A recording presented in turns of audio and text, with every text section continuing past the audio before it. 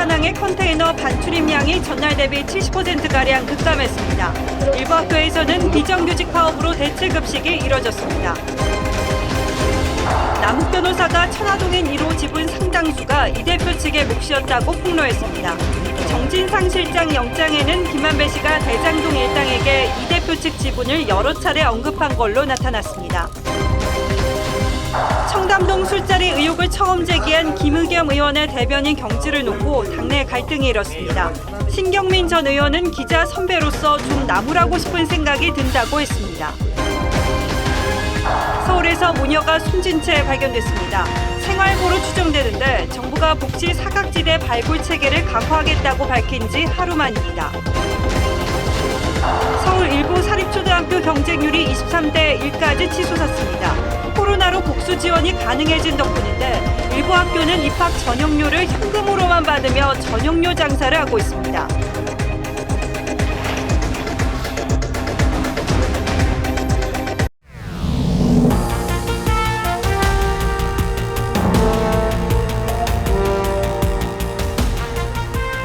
시청자 여러분 안녕하십니까? 뉴스9의 김명우입니다. 신동욱 앵커를 대신해 진행을 맡게 됐습니다. 화물연대 총파업이 이틀째가 되면서 시멘트와 철강 등 곳곳에서 출하에 차질이 빚어지고 있습니다. 파업이 길어지고 육상 물류의 주축인 화물차 운행이 계속 멈추게 되면 산업계 전반으로 피해가 확산되는 건 시간 문제입니다. 국내 최대 무역항인 부산항에서는 3,000명이 넘는 노조원들이 총파업에 동참하면서 화물 운송량이 반토막 났다고 합니다. 물류 운송을 하고 싶어도 민주노총 조합원들의 방해가 걱정돼 불안하다는 비노조원 화물차 기사들의 목소리도 들립니다. 항만 당국은 파업 장기화로 인한 물류 운송 차질을 최소화하기 위해 안간힘을 쓰고 있습니다. 먼저 부산항으로 가보겠습니다. 하동원 기자. 네, 부산 신항에 나와 있습니다. 파업 이틀째 상황은 어떻습니까? 네, 부산 신항은 화물연대 파업으로 화물차 통행이 눈에 띄게 줄어들었습니다. 노조원 3,000여 명이 총파업에 참가하면서 화물 운송량은 평소의 절반 이하로 뚝 떨어졌습니다. 이곳 부산항은 10월 기준 하루 평균 운송량이 2만 TU였는데 오늘은 8,400TU만 운송이 이루어졌습니다. 1TU는 20피트짜리 컨테이너 한 개를 뜻합니다. 인천항은 8,100TU에서 1,600TU로, 광양항은 4,600TU에서 38TU로 급감했습니다. 전체 항만을 놓고 보면 평상시 대비 28% 수준에 불과한 상황입니다.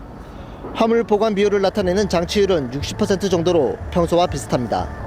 하지만 지난 6월 총파업 때도 장치율이 80%를 넘으며 차질을 빚었던 만큼 안심할 수는 없는 상황입니다. 이번 파업으로 시멘트 업계 등에도 차질이 빚어지고 있죠? 네, 이번 총파업의 영향이 산업계 전반으로 확산되고 있는데요. 시멘트와 자동차 업계 등도 운송의 차질을 빚으며 직격탄을 맞고 있습니다.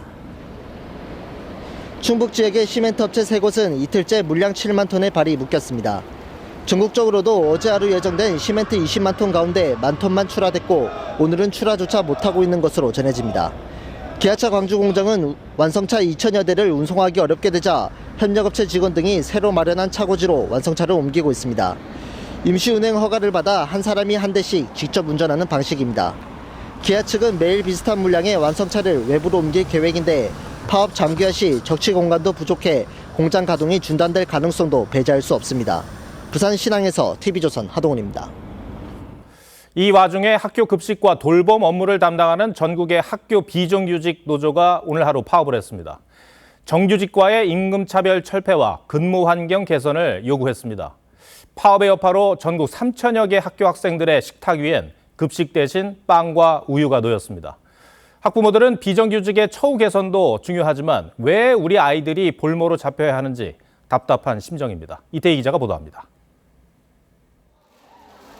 서울의 한 중학교 점심시간, 급식실을 찾은 학생들이 받아든 건 밥이 아닌 빵과 음료수입니다. 급식 조리원들이 파업에 돌입하면서 대체식으로 허기를 달랜 겁니다. 오늘 하루 학교 비정규직 근로자 2만여 명이 파업에 동참해 전국의 3,000여 학교에서 급식에 차질을 빚었습니다. 배고파서 친구들 거 빌려먹었어요. 학부모들은 아이를 볼모로 한 파업은 안 된다며 분통을 터뜨렸습니다. 따뜻한 밥 좀 먹이고 싶은 마음이 부모 마음이겠잖아요. 근데 애들 밥을 잠보로 해야 하나. 엄마가 와서 다른 거 사달라고 그러더라고요. 못 먹겠다고. 배고프지? 배고프대요. 학교를 비워두고 거리로 몰려나온 노동자들은 정규직과의 차별 해소를 요구했습니다.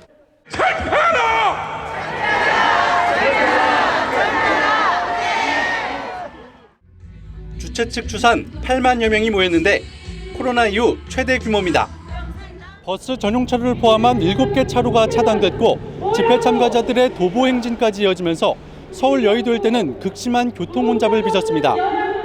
전국 400여 곳의 방과 후 학교 돌봄 교실도 문을 닫아 맞벌이 부부들도 큰 불편을 겪었습니다. TV조선 이태희입니다. 파업으로 인한 피해가 커질 상황이 되자 정부의 입장도 강경해지고 있습니다. 다음 주 화요일 국무회의에 업무 개시 명령을 상정하는 방안을 고민하고 있습니다. 업무 개시 명령은 파업으로 인해 국민 경제에 심각한 피해가 우려될 때 영업 복귀를 강제하는 국토부 장관의 명령이죠. 법적 강제력을 통해서라도 운수 노동자들을 현장에 복귀시키겠다는 겁니다. 윤석열 대통령도 불법 행위에는 엄정 대응하겠다는 입장입니다. 정부 대응책은 황선영 기자가 전해드립니다. 업무 개시 명령은 파업이 국가 경제에 심각한 위기를 불렀다고 판단될 때 근로자들을 강제로 업무에 복귀시키는 제도입니다. 이 명령이 실행되려면 국무회의 심의를 통과해야 하는데 파업이 계속될 경우 정부는 오는 29일 업무 개시 명령을 국무회의에서 의결할 계획입니다. 업무 개시 명령에도 불구하고 업무에 복귀하지 않는다면 예외 없이 법적인 조치를 하겠습니다. 윤석열 대통령은 어젯밤 심야 SNS를 통해 지역별 운송 거부 등 모든 불법적인 행동에 대해선 법과 원칙에 따라 엄중 대응하겠다고 밝혔는데 대통령실 관계자는 서민을 볼모로 한 협박성 파업이라며 업무 개시 명령 검토는 단순한 엄포가 아니라고 전했습니다. 불법적인 폭력으로 얻을 수 있는 것은 아무것도 없다는 점을 분명히 하고자 합니다. 명령을 거부하면 3년 이하의 징역이나 3천만 원 이하의 벌금을 물리고 화물운송사업자 면허도 취소됩니다. 다만 2004년 이 제도가 도입된 이후 한 번도 실행된 적이 없어 관련자들의 반발을 포함해 다양한 논란이 뒤따를 수 있습니다. 명령 개시 이후 화주와 운송사, 화물차주의 계약을 일일이 확인하는 작업도 쉽지 않을 거란 우려가 나옵니다. 정부 관계자는 법률적인 해석 부분을 충분히 검토하고 있고 명령에 필요한 계약 서류들을 확인할 국토부 내 실무팀이 꾸려져 있다며 실행 의지를 재차 확인했습니다. TV조선 황선영입니다. 검찰 수사가 점점 더 이재명 대표를 향해 가고 있는 가운데 대장동 의혹 관련자들이 재판에 나와 폭로성 진술을 이어가고 있습니다. 남욱 변호사는 오늘 재판에서 이 대표의 최측근인 정진상, 김용과 유동규뿐 아니라 이재명 대표도 천화동인 지분을 공유한 것으로 이해했다고 증언했습니다. 그러면서 그 지분이 이 대표의 각종 선거와 노후 자금용이란 얘기를 전해 들었다는 말도 했습니다. 김만배 씨가 과거 언급한 그분이 이재명 대표라고 해석될 수 있는 증언이란 점에서 파장이 만만치 않을 것으로 보입니다. 이재명 대표는 남 변호사의 진술은 검찰이 시키는 대로 하는 삼류 시나리오라며 강하게 반발했습니다. 황민지 기자가 보도합니다. 대장동 사업을 주도한 김만배 씨가 석방 이후 처음으로 출석한 대장동 재판. 남욱 변호사는 대장동 팀이 설립한 천화동인 1호에 대한 작심 발언을 이어갔습니다. 남 변호사는 유동규, 정진상, 김용뿐 아니라 이 대표도 천화동인 지분을 공유한 걸로 이해했다고 증언했습니다. 이 대표 측 지분은 이들이 소유권을 서로 나눈 게 아니라 집합체로서 함께 소유한다는 취지로 말한 겁니다. 지분의 성격에 대해선 당시 이 시장의 도지사 선거와 대선 경선, 대선 그 이후 노후 자금용이라는 얘기를 유 전 본부장으로부터 들었다고 설명했습니다. 김만배 씨를 대장동 팀에 영입한 건 당시 성남시장이었던 이 대표를 설득하려는 차원이었다고 밝혔습니다. 김 씨가 이 시장과 친분이 있는 전현직 의원과 친하다고 해 그분들을 설득하는 역할을 부탁했다는 겁니다. 이 대표 측은 이런 주장에 대해 검찰이 가르쳐준 삼류 시나리오라며 강하게 비난했습니다. 이 연기 능력도 엉망인데다가 이런 식으로 계속 계좌를 털다 보면 계좌 다 달아 없어질 것 같습니다. 검찰이 수사를 해야지 쇼를 해서 해야 되겠습니까? 법정 신문이 없었던 김 씨는 남 변호사 측 주장에 별다른 입장을 밝히지 않았습니다. TV조선 황민지입니다. 이처럼 대장동 사업 수익 배분의 분배에 이재명 대표 측 지분이 있었다는 증언이 복수의 관련자들로부터 나오고 있습니다. 대장동 의혹의 핵심 인물인 김만배 씨는 이 대표 측 차명 지분을 계속 부인해왔죠. 그런데 이 대표의 복심으로 불리는 정진상 실장 압수수색 영장을 보면 김만배 씨가 대장동 일당에게 이 대표 측 지분을 여러 차례 언급한 것으로 적시돼 있습니다. 주원진 기자가 정리했습니다. 대장동 사업 수익 1,208억 원을 받는 천화동인 1호의 대주주 김만배 씨. 절반은 그분 것이라고 했다가 대선 직전 이재명 대표 차명 지분 의혹이 불거지자 모두 자신의 것이라고 주장했습니다. 그분은 없어요. 아니 그분은 제 건데 왜 천화동인 와는 제 거라고. 하지만 정진상 실장 압수수색 영장을 보면 김 씨는 남욱 유동규 정진상 씨에게 천화동인 1호에 이 대표 측 차명 지분이 있음을 여러 차례 언급했습니다. 김 씨는 2015년 6월 이 대표 최측근 정 실장에게 너네 지분이 30% 되니까 잘 보관하고 있을게라고 했고 정 실장은 뭐 저수지에 넣어둔 거죠라고 답했습니다. 또 남 씨에게는 지분 양보를 요구하면서 내 지분은 49%인데 실제는 12.5%에 불과하고 나머지 37.4%는 이재명 시장 측 지분이라고 설명했다는 겁니다. 또 이런 지분 변동을 유 전 본부장에게도 알렸다고 검찰은 영장에 적시했습니다. 대장동 팀은 천화동인 1호 배당금 중에서 공통비용을 뺀 428억 원을 이 대표 측에게 전달하는 방법도 구체적으로 논의했다는 게 검찰의 결론입니다. 하지만 김만배 씨 측은 이 대표 측 지분이 있다는 어떤 물적 증거도 없다며 차명 지분 의혹을 일축했습니다. TV조선 주원진입니다.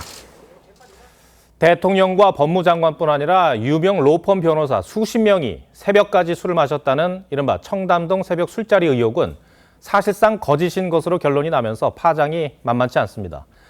민주당 김의겸 의원이 처음 이 의혹을 제기한 뒤 당 지도부가 확대 재생산하면서 논란이 커졌죠.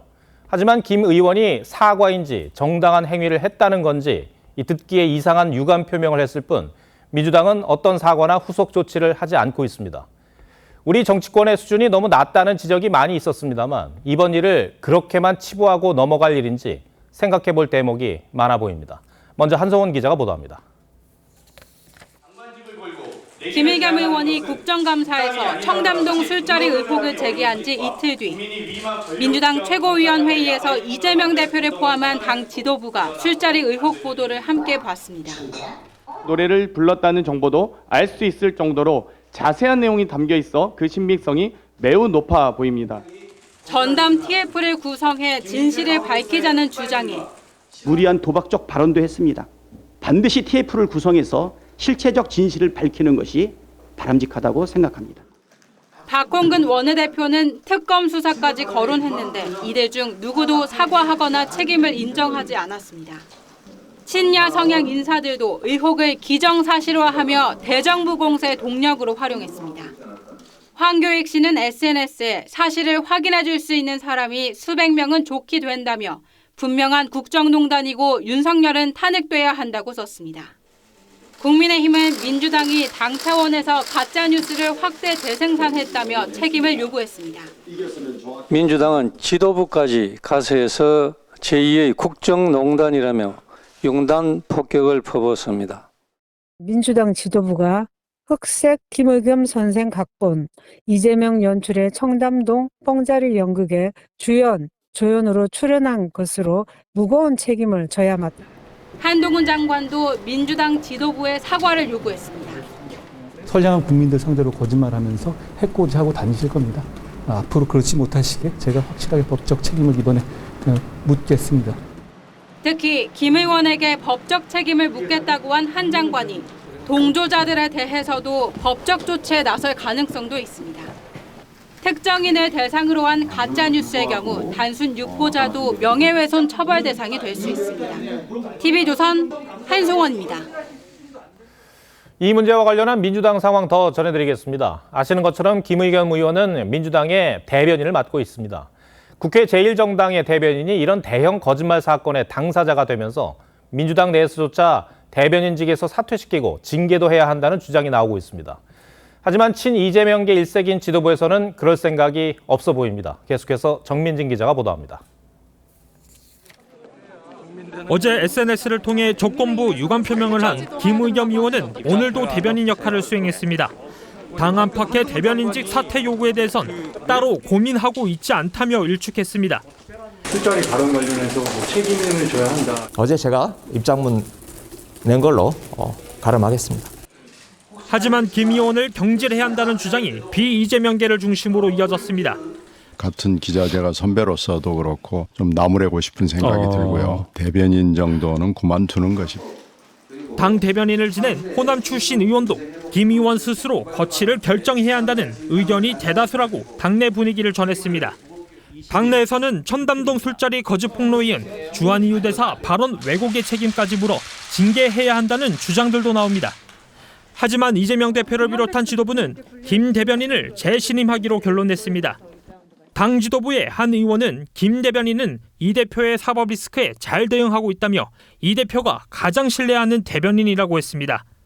박지원 전 비대위원장은 마구잡이식 폭로로 야당의 신뢰를 추락시켰다면서 이 대표가 직접 김 대변인의 거취를 결단해야 한다고 했습니다. TV조선 정민진입니다.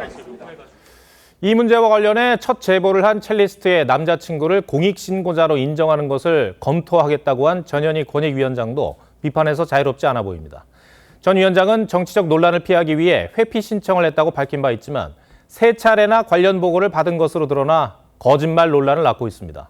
국민의힘은 전 위원장이 허위 정치 공작을 후원하고 있다고 지적하고 있습니다. 이채림 기자 리포트 전해드리고 국회의원의 면책 특권은 어디까지 허용되는 건지 따져보겠습니다. 술자리 의혹 제보자는 지난달 23일 국민권익위에 신고자 보호를 신청했습니다. 김의겸 의원이 국회 국정감사에서 관련 의혹을 제기하기 하루 전입니다. 7월 19일 밤인데요. 그날 술자리를 가신 기억이 있으십니까? 일주일 뒤 전현희 위원장은 직무 회피를 신청했습니다. 불필요한 정치적 논란을 차단하기 위해서란 이유였습니다. 하지만 전 위원장은 권익위가 해당 내용을 언론에 알리기까지 3차례나 관련 보고를 받았습니다. 이 과정에서 보도자료 초안에 있던 제보자란 표현은 공익신고자로 바뀌었습니다. 권익위는 전 위원장이 관련 보고를 받은 데 대해 회피 신청한 업무는 제보자에 대한 공익신고자 인정 여부이기 때문에 공보 업무는 별개로 봤다고 설명했습니다. 하지만 정작 권익위는 직무 회피 범위에 대한 국회의 질의에 부수적으로 발생한 업무도 회피해야 한다며 위반 시 징계나 과태료 대상이 될 수 있다고 답한 바 있습니다. 국민의힘은 전 위원장의 사퇴를 요구했지만 이 허위사실 정치 공작에 올라탔다가 또다시 편파성과 불공정성이 드러났습니다. 전 위원장은 어떤 방향이나 가이드라인도 제시하지 않았다고 반박했습니다. TV조선 이채리입니다. 이번 의혹을 처음 제기한 김의겸 의원이 국회의원 면책 특권으로 처벌을 피할 수 있을지 논란입니다. 면책 특권 어디까지 허용되는 걸까요? 홍계영 기자와 따져보겠습니다. 자, 홍 기자, 국회의원이 국회에서 한 발언은 허위로 판명돼도 처벌을 못하는 거죠. 그런 규정이 어디 있습니까? 네, 헌법 45조에 있습니다. 국회의원이 국회에서 직무상 한 발언에 대해서는 민형사상 책임을 물을 수 없습니다. 이 국회의 독립성을 보장하고 의회 기능을 활발하게 하자는 취지입니다. 그래서 법원이 판단을 할 때도 이런 목적과 취지를 벗어나느냐를 우선적으로 따집니다. 그러니까 모든 경우에 다 그런 거는 아닐 텐데 그럼 면책 특권이 허용되지 않는 경우는 어떤 걸까요? 허위인 줄 알면서도 모함을 하거나 비방을 하려고 하는 발언은 면책 대상이 아닐 수 있습니다. 2007년 이 대법원 판결문이 있는데요. 거짓인 줄 알면서도 일부러 다른 사람의 명예를 훼손하면 국회의원이 직무상 한 발언이라도 처벌받을 수 있다고 봤습니다. 면책 특권의 한계를 명확히 한 겁니다. 다만 비록 거짓이더라도 사전에 몰랐다면 책임을 물을 수 없다고 했습니다. 그렇다면 김의겸 의원이 녹취 내용이 사실이 아니라는 걸 알고 있었느냐가 핵심이겠네요. 네, 김의겸 의원이 국정감사장에서 한 인터넷 매체와 협업을 했다고 했는데요. 김 의원이 자신은 몰랐다고 부인하더라도 이 협업 과정에서 허위란 걸 알면서 고의로 폭로한 정황이 드러나면 처벌받을 수 있습니다. 김 의원은 또 이세창 전 자유연맹 총재가 술자리 의혹을 시인하는 듯한 내용의 통화 녹음을 국감장에서 틀었는데요. 이 전체를 다 들어봤을 때 분명히 허위란 걸 알 수 있었는데 필요한 부분을 짜깁기 해서 공개한 거라면 문제가 될 수 있습니다. 공범을 전제로 하는 거예요. 면책특권이 인정된다 하더라도 국회 국정감사 밖에서 하고 협업을 할지 공모를 했다고 한다면 같이 공범관계로서 처벌을 받을 수 있다는 거죠.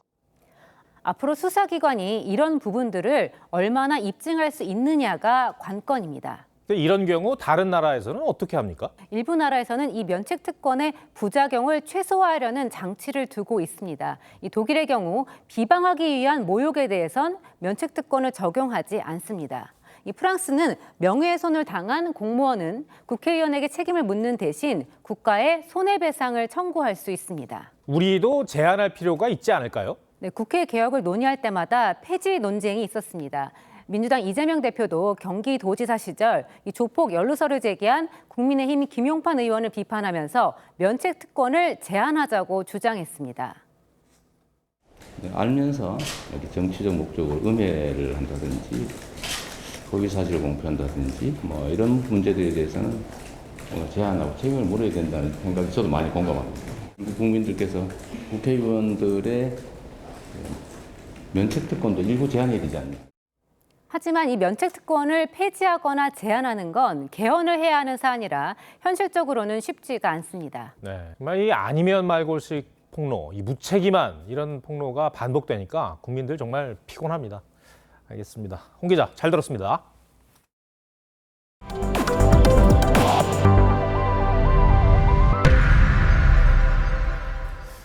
민주당의 논란의 당사자인 국회의원이 한 명 더 있죠. 장경태 최고위원입니다. 김건희 여사의 순방 사진을 두고 빈곤 포르노, 조명 연출 사진이라는 주장을 펴다 대통령실로부터 고발당했습니다. 김 여사가 만난 어린이를 찾기 위해 캄보디아에 사람을 보냈다고 해 또 시끌시끌합니다. 장 의원이 대통령 부인을 상대로 이렇게까지 할 일인가라는 지적이 많은데 주한 캄보디아 대사는 지나치게 정치화하고 있다고 비판했습니다. 이광희 기자가 보도합니다. 대통령실은 지난 22일 민주당 장경태 최고위원을 허위사실 적시에 의한 명예훼손 혐의로 고발했습니다. 김건희 여사가 캄보디아에서 심장병을 앓고 있는 어린이와 사진을 찍으면서 조명을 썼다는 장 최고위원의 주장은 허위라는 겁니다. 김건희 여사의 빈곤 포르노 화제 화보 촬영이 논란이 되고 있습니다. 최소 2개, 3개 조명까지 설치해서 사실상 현장 스튜디오를 차려놓고 찍은 장 최고위원은 이와 관련해 김 여사와 사진을 찍은 어린이의 집을 찾기 위해 캄보디아에 사람을 보냈다고 공개했는데 저희가 지금 안 그래도 한 분이 가셔서 캄보디아 현지에 갔습니다. 여당은 자신의 가짜뉴스 논란을 피해가려고 캄보디아 어린이를 정치적으로 이용하고 있다고 비판했습니다. 구호 활동을 하는 것을 국회의원이 그 방법을 몰라 특정 소년을 이렇게 집요하게 스토킹하며 구호하려고 하는가? 구호 활동이 방문 목적이라면서 김 여사가 방문한 캄보디아 가정을 폄하하는 듯한 표현을 사용한 점도 논란거리가 됐습니다. 하다못해 제가 두루마리 휴지라도 보내드릴 수 있는 거 아니겠습니까? 여당은 약자를 전형적으로 낮춰보고 무시하는 발언이라고 비판했고 주한 캄보디아 대사도 한 언론 인터뷰에서 김 여사의 봉사활동을 지나치게 정치 이슈화하고 있다고 지적했습니다. TV조선 이광입니다.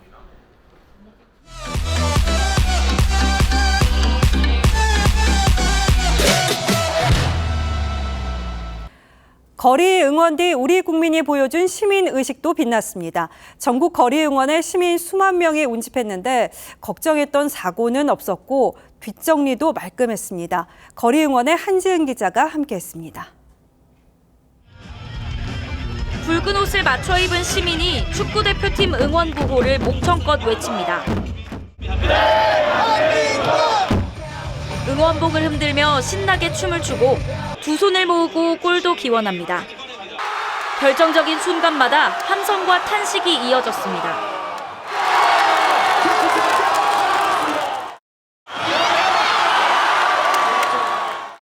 거리 응원전이 펼쳐진 서울 광화문 광장엔 경찰 추산 2만 6천여 명이 모였습니다. 선수들 저 끝까지 응원하겠습니다. 대한민국 화이팅! 이태원 참사 이후 안전사고에 대한 우려도 컸던 상황. 하지만 열띤 응원 중에도 적당한 거리 두기와 질서를 유지했고 경찰이 기동대는 물론 특공대까지 600여 명을 투입해 질서 유지에 나섰습니다. 체계적으로 동선과 출입구를 관리하고 시민도 적극 협조하면서 인파 관리가 한결 안정된 모습이었습니다. 경찰분들이 되게 많이 고생을 하시는 것 같아요. 그래서 그 이태원 사고도 있어가지고 그런 거 되게 신경 쓰시는 것 같아서. 경기가 끝난 뒤 아쉬운 무승부를 뒤로하고 쓰레기를 줍는 등 마무리까지 깨끗했습니다. 안전하고 성숙했던 거리 응원은 월요일 가나전에서도 이어질 전망입니다. TV조선 한지은입니다. 서울 도심 주택가에서 60대 어머니와 딸이 숨진 채 발견됐습니다. 생활고를 이기지 못해 극단적 선택을 한 것으로 추정되는데 집 앞에는 5달 넘게 밀린 전기요금 고지서가 남겨져 있었습니다. 박한솔 기자가 취재했습니다. 좁은 골목 사이로 경찰 순찰차가 연달아 들어옵니다. 뒤이어 구급차도 도착합니다. 이틀 전 서울 신촌의 한 다세대 주택에서 여성 2명이 숨져 있다는 신고가 접수됐습니다. 신고 내용이 세입자가 죽었어요 라고 되어 있고요. 집주인분이 신고하신 건이고 수개월간 월세를 내지 않자 집주인이 찾아갔는데 60대와 30대 모녀는 이미 숨을 거둔 상태였습니다. 모녀가 숨진 채 발견된 이곳 원룸 문 앞에는 5달째 밀린 전기세 고지서가 붙어 있습니다. 경찰은 이들이 생활고를 겪다 극단 선택을 한 것으로 보고 있습니다. 숨진 모녀는 2021년 보증금 500만 원, 월 50만 원의 다세대 주택에 입주한 뒤 도시가스는 사용조차 안 했고 도시가스 입력을 안 하고 살았다니까요. 건강보험료와 통신비 등도 장기 체납 상태였습니다. 경찰은 두 모녀의 정확한 사인을 밝히기 위해 국립과학수사연구원에 부검을 의뢰할 계획입니다. TV조선 박한솔입니다. 정부와 지자체는 이 모녀가 복지 사각지대에 놓여 있음을 지난 7월부터 파악하고 있었습니다. 단전과 단수 그리고 보험료 체납 등으로 미뤄서 이 복지 지원이 필요할 수 있다고 판단한 건데요. 하지만 이 모녀가 수원 세 모녀처럼 이사 후 전입 신고를 하지 않아서 지자체는 소재 파악에 실패했습니다. 계속되는 비극을 막을 방법은 없는지 장동욱 기자가 짚어봤습니다. 생활고와 질병에 시달리다 극단 선택을 한 수원 세모녀 사건 이후 정부는 복지 위기 가구를 적극 발굴하는 등 긴급 대책을 마련했습니다. 숨진 신촌 모녀는 7월 정부가 찾아낸 복지 사각지대 발굴 대상자에 포함됐습니다. 대상자가 되면 지자체가 찾아가 실제 힘든 상태인지 어떤 도움이 필요한지 등을 파악해 지원하게 돼 있습니다. 하지만 이들 모녀가 지난해 광진구에서 서대문구로 이사한 뒤 전입신고를 안 해 두 지자체 모두 소재 파악조차 못했습니다. 상담 자체를 못했습니다. 종결이 되는 거죠. 동선 추적해서 수사하지 않는 이상은. 그러는 사이 모녀는 전기도 가스도 사용할 수 없었고 결국 극단적 선택을 했습니다. 정부는 통신사 협조를 얻어 연락처를 확보하는 등 보다 적극적으로 위기 가정을 관리하겠다는 입장. 위기 가구가 주소지에 살고 있는지 확인하고 실거주지에서도 긴급 복지를 지원받을 수 있도록. 하지만 법제도 개정 등 선결 과제가 산적해 복지 사각지대의 비극은 반복되고 있습니다. TV조선 장도우입니다. 중고생을 유인하고 협박한 뒤 음란물을 제작 유포한 제2N번방 사건의 용의자가 호주에서 붙잡혔습니다. 그동안 유포한 성착취물이 1,200여 개에 이르는데 압수한 휴대전화에서 영상이 추가로 나왔습니다. 임소영 기자입니다. 호주 경찰이 20대 남성을 붙잡아 연행해 갑니다. 제2N번방 사건의 주범, L로 추정되는 한국인 A씨가 23일 호주 시드니에서 우리 경찰과 호주 경찰의 합동 수사 끝에 체포됐습니다. 2020년부터 올해 8월까지 미성년자 9명을 유인 또는 협박해 성착취물 1,200여 개를 만들어 유포한 혐의를 받습니다.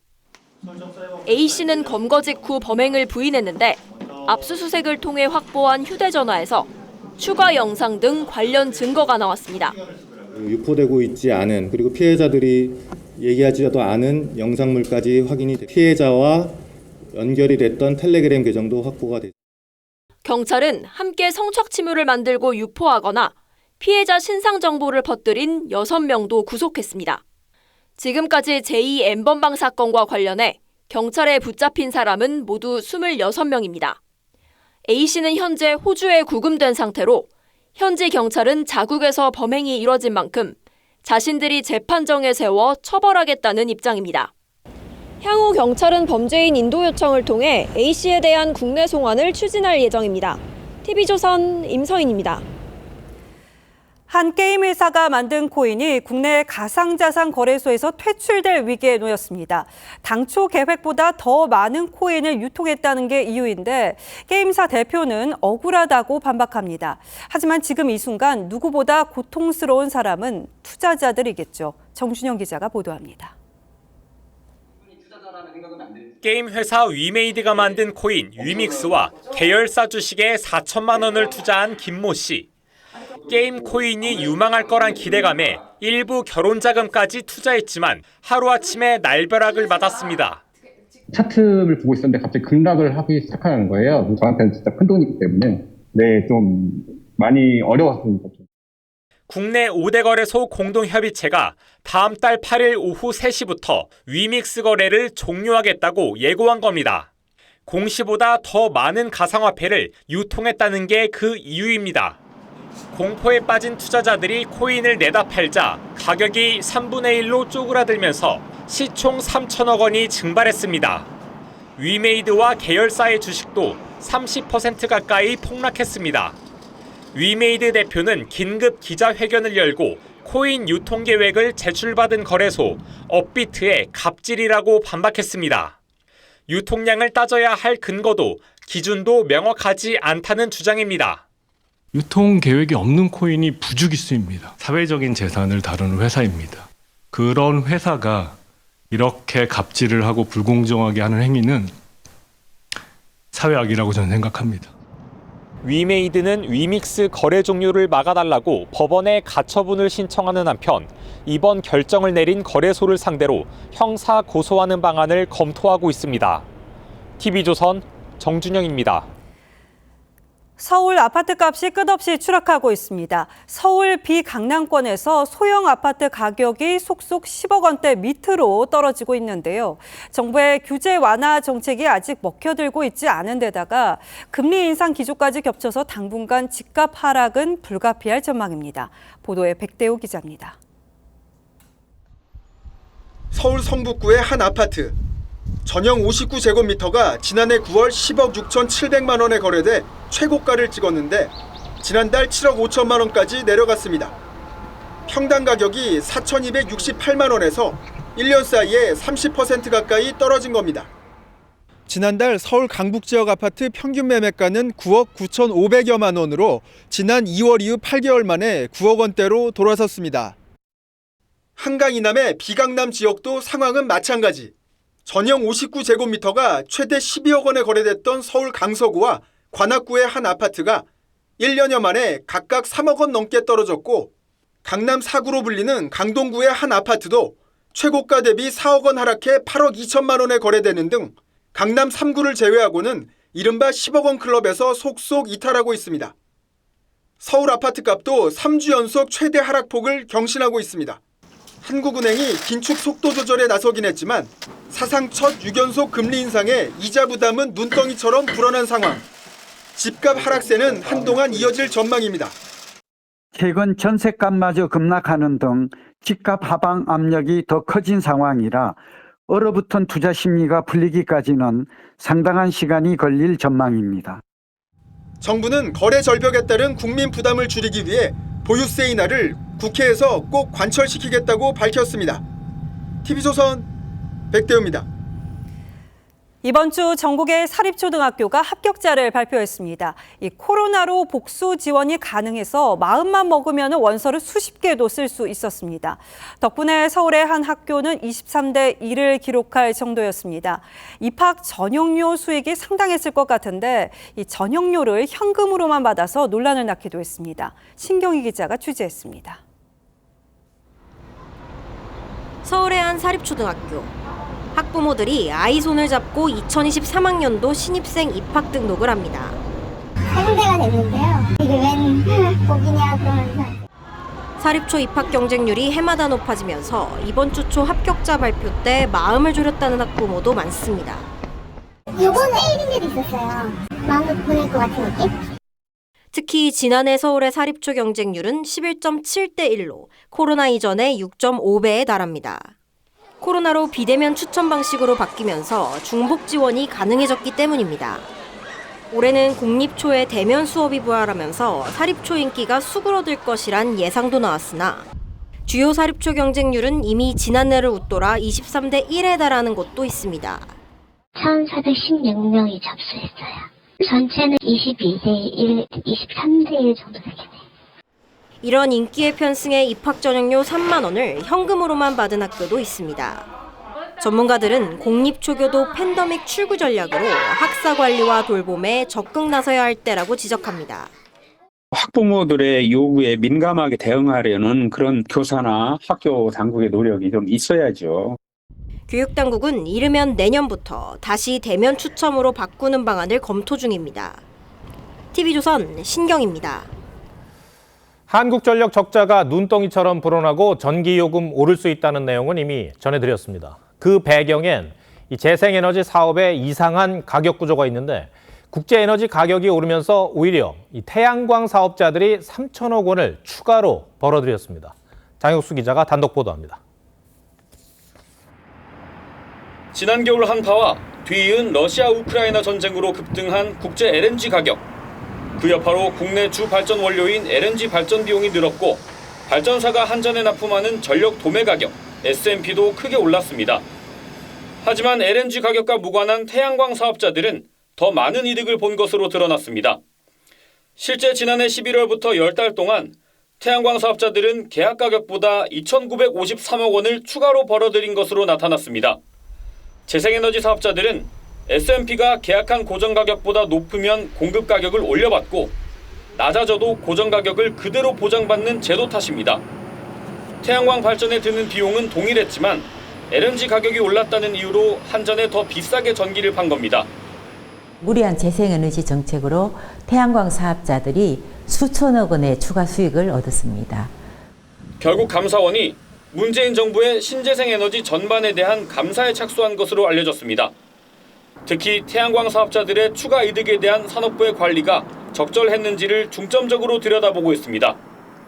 용량도 얼마 안 되고 우리나라 전력에 기여하는 부분도 굉장히 작은데 많은 돈이 이제 그걸로 흘러간 거고요. 탈원전과 태양광 등 재생에너지 확대를 위한 전 정부의 정책은 한전의 적자와 전기요금 인상으로 이어지고 있습니다. TV조선 장혁수입니다.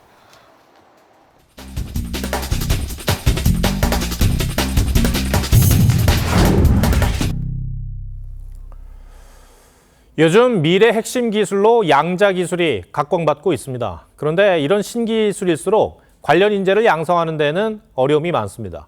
국가 기술력의 근간이 되는 인재를 어떻게 키우면 좋을지 유혜림 기자가 글로벌 전문가들의 의견을 들어봤습니다. 슈퍼컴퓨터보다 수억 배 빨라 100만 년 걸릴 암호 해독을 1초 만에 해결하는 컴퓨터. 구글과 IBM 등 글로벌 IT 기업이 미래 핵심 기술로 지목해 개발 중인 양자 컴퓨터입니다. We're trying to show that experimental quantum computers can surpass the best supercomputers in the world. 올해 노벨 물리학상이 양자학자 3명에게 돌아갈 만큼 양자 기술은 전 세계가 주목하는 미래 핵심 기술입니다. 덴마크는 올해 2,800억 원의 예산을 투입해 국가 차원에서 연구를 주도하고 있습니다. We can see this is a field with potential for game-changing technologies. We can see this is a field with great potential for creating new jobs and growth in private companies. 정부 주도의 지원에 중국은 5천여 명, 미국은 3천여 명의 양자기술 연구자를 육성하고 있습니다. 하지만 우리나라는 490명에 그칩니다. 유럽 첨단 기술의 산실 케임브리지대의 마이크 그레고리 교수는 인력 양성에 최소 6년이 걸린다며 선제적 교육 과정 마련이 필요하다고 조언합니다. It's important there is good feedback from the demand in industry back to the education system so that people are aware of what people need to be prepared for. 또 응용과학의 근본이 되는 기초과학 인재 양성에 집중해야 할 때라고 강조했습니다. TV조선 유혜림입니다. 중국의 코로나 확진자가 하루 3만 명을 넘어서며 연일 최고치를 기록하고 있습니다. 중국은 다시 무차별 봉쇄에 들어갔습니다. 견디다 못한 주민들은 대규모 탈출은 물론이고 시위까지 벌이고 있습니다. 황정민 기자입니다. 콘크리트 담벼락에 갇힌 사람들이 방역 요원들에게 쇠파이프와 철제 난간을 집어던집니다. 뚫린 바리케이드 사이를 여행용 가방을 끌고 황급히 빠져나갑니다. 앞서 폭스콘 공장 노동자들에 이어 봉쇄 조치가 연장된 광저우에서도 주민들의 한밤중 대규모 탈출이 벌어졌습니다. 곳곳에서 봉쇄에 반발했던 시위는 폭력 사태로 번지고 있습니다.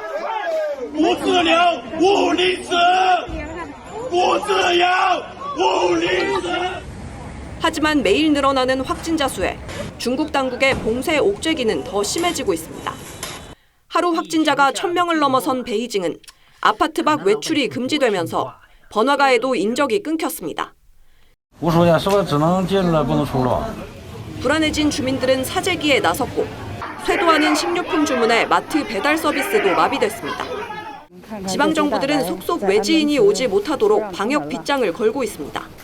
중국판 메신저에는 카타르에서 노마스크로 월드컵을 즐기는 관중들 모습에 저 사람들과 같은 행성에 있는 게 맞냐는 불만글이 올라왔지만 곧장 차단됐습니다. TV조선 황정민입니다. 월드컵 대목을 잡기 위한 유통업체 손길이 분주합니다. 주요 경기가 밤에 치러지면서 특히 치킨과 맥주 등 야식 판매가 급증했는데 축구화 모양 치킨까지 등장했습니다. 이유경 기자입니다. 이 치킨집은 우리나라와 우루과이와의 월드컵 조별리그 첫 경기가 열린 어제 영업시간을 1시간 더 늘렸습니다. 평소보다 치킨 물량을 더 준비했지만 밀려드는 주문에 재료도 바닥났습니다. 가게에도 저희 아이들까지나 같이 나와 도와줬는데 그럼에도 불구하고 바빴습니다. 다음 게임을 대비해서 미리 물량 확보라든가 우루과이전을 앞둔 오후 8시에서 10시 사이 주문이 폭발적으로 늘면서 주요 치킨 프랜차이즈 업체 매출은 지난주보다 최대 130% 늘었습니다. 길거리 응원도 허용되면서 편의점 업계도 특수를 누렸습니다. 한 편의점 업체는 맥주 판매가 375% 이상 증가했고 안주와 과자 등의 판매도 눈에 띄게 늘었습니다. 또 추위에 대비해 핫팩 같은 보온 상품과 보조 배터리 등도 많이 팔렸습니다. 치킨의 경우 평소보다 매출이 7배 이상 정도 상승하였습니다. 손흥민 선수가 그려진 라면이나 아니면 안주 같은 제품들이 인기가 많았습니다.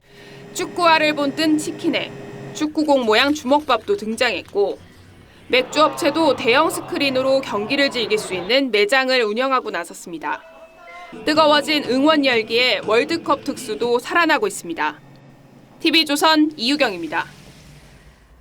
결혼을 하지 않겠다는 사람이 늘면서 비혼 관련 복지를 추가하는 기업이 늘고 있습니다. 결혼하는 직원과 동일한 비혼 지원금을 신설하고 반려동물 양육비를 지원하기도 합니다. 최윤정 기자가 소개합니다. 결혼 출산 때 직장에서 지급하는 경조비.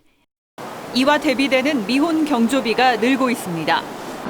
지난 9월부터 한 백화점은 복지제도로 만 40세 이상 미혼 임직원이 신청하면 결혼하는 직원과 동일한 혜택을 줍니다. 미혼 임직원이 미혼 경조비를 신청하면 축의금하고 유급휴가를 제공하고 있고 또 화환 대신에 반려식물을 드리고 있습니다. 한 통신사도 내년부터 비혼 지원금 제도를 운영할 예정입니다. 결혼이 필수가 아니라고 생각하는 MZ세대 직원들의 반응도 좋습니다. 비혼 직원들도 결혼 축하금이나 휴가 같은 이런 더 많은 복지 혜택을 받을 수가 있게 되어서 대체로 긍정적인 분위기입니다. 비혼 가정의 가족과 같은 반려동물을 위한 복지제도도 신설되고 있습니다. 한 뷰티 업체의 반려동물 수당은 양육수당의 대체 개념으로 매달 5만 원의 수당을 주는 겁니다. 1인 가구 증가에 발맞춰 한 은행은 무료 건강검진 대상자를 직원과 배우자에서 본인 외 가족 1인으로 바꿨습니다. 트렌드에 맞춘 기업들의 어떤 새로운 복지 문화는 새로운 산업의 수요에 맞춰서 더 확산되고 늘어날 걸로 생각이 됩니다. 직원들의 다양한 가치관이 직장 복지 제도까지 변화시키고 있습니다. TV조선 최윤정입니다. 제53회 동인문학상 시상식에서 소설가 조혜진이 장편소설 완벽한 생애로 수상의 영예를 안았습니다. 수상작은 아픔을 겪은 후 서로 위로하는 인물들을 통해 삶은 계속된다는 희망적인 메시지를 전했다는 평가를 받습니다. 동인문학상은 소설가 김동인의 문학을 기념하기 위해 제정됐습니다. 2022 TV조선 경영대상 시상식에서 코리아 FT가 8년 연속 수상의 영예를 안았습니다. 이외에도 바이네르, 스타벅스 코리아, 제네시스 BBQ 그룹, 부산광역시 등 48개 기업과 공공기관, 지자체 등이 수상했습니다. TV조선이 주최하고 과기정통부 등이 후원하는 경영대상은 고객 만족을 실천하는 기업과 단체를 선정해 매년 시상하고 있습니다.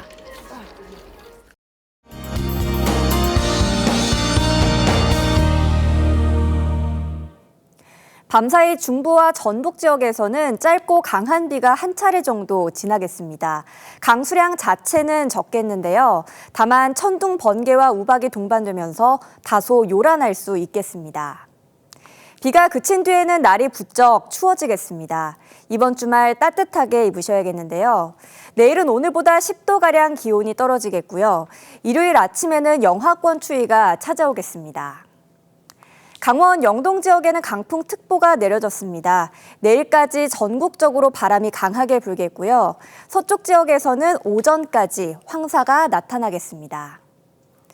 내일 낮 기온은 서울이 8도, 청주 11도가 되겠고요. 남부 지역은 대구가 15도, 전주는 14도를 보이겠습니다. 다음 주 후반에는 서울이 영하 7도까지 떨어지는 등 본격적인 겨울 추위가 시작되겠습니다. 날씨였습니다.